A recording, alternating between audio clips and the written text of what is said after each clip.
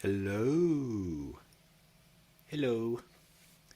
What I have here from last night is a little bit of a modification where I didn't like how pointy it was. So I went back in and kind of shrunk all the levels, the height of them, so they crushed a little bit more together. The only level I can't compress more is this one. There's a little bit protruding here, so I can't go any lower. But what I'm going to do is put some supports in, and the supports should give it a little bit of more of a rise to visually flow, hopefully. Nothing's perfect. So it'll look kind of like there's two big levels. Big level here, big level here. Nice dome, everything sort of now collapsing into the bottom shape of an egg. And for today, as you can see, everything wiggles.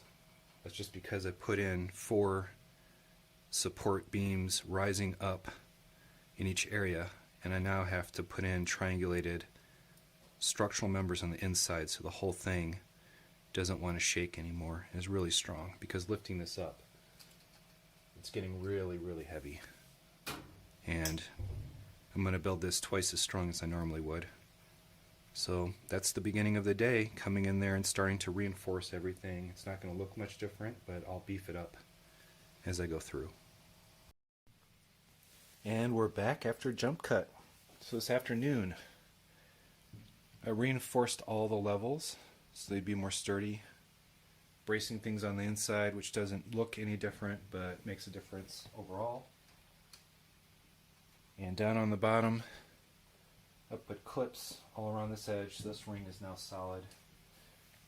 And what I've started to do is build the support structure that'll eventually connect to the ring that's supposed to hold this whole thing in place. And it's going to need to be a lot beefier. It's kind of loosey-goosey right now, but I'm just playing around with shapes, ideas, trying to make it as minimal as possible and as thin as possible, so it looks like it's very airy and sort of skeletal, so you can still see most of the structure behind the scaffolding that's going to hold this in place. If I get in here,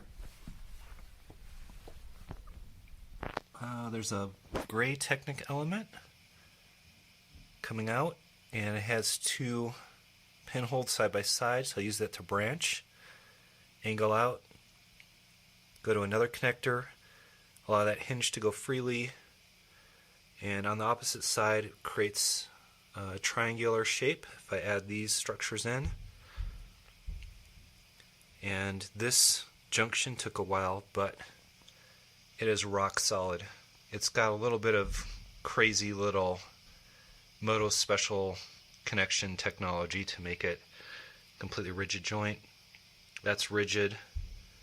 What's flexing is the fact that all these play freely. So they kind of are allowed to roam free. I'll probably come back and do a triple in there to make sure this bracing is a straight line. And then just repeat it over and over and over all the way around 8 times. And yeah, I'll keep hammering on this and building it out, but hopefully at some point this will be a stable structure. I can flip this all upside down and use this as a stand, and then start to connect the top part onto this part here, and I'll have a nice Fabergé crystal eggy thingy. Cool.